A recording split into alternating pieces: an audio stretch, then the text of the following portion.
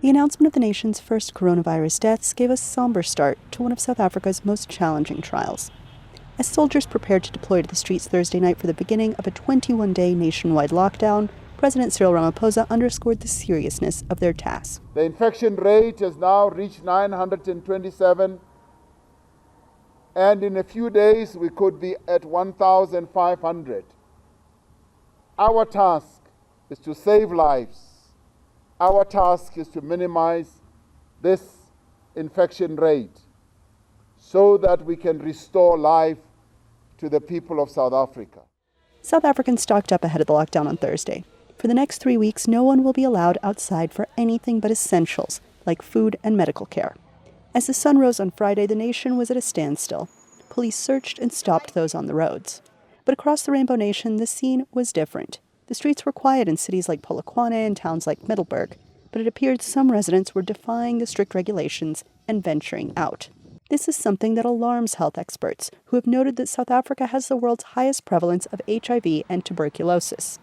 And, unlike other countries, a different population is at risk. That was also illustrated by the pandemic's first 2 deaths in South Africa.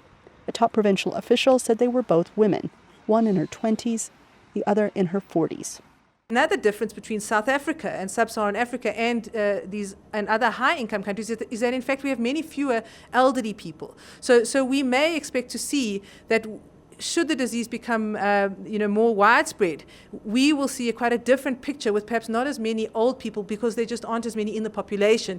But we really need to be concerned about those young adults with HIV and TB and other conditions. But Ramaphosa, who described the lockdown as a necessary measure, said he has faith in his people. But I also want you to execute your task with great respect to our people, with great humility to our people.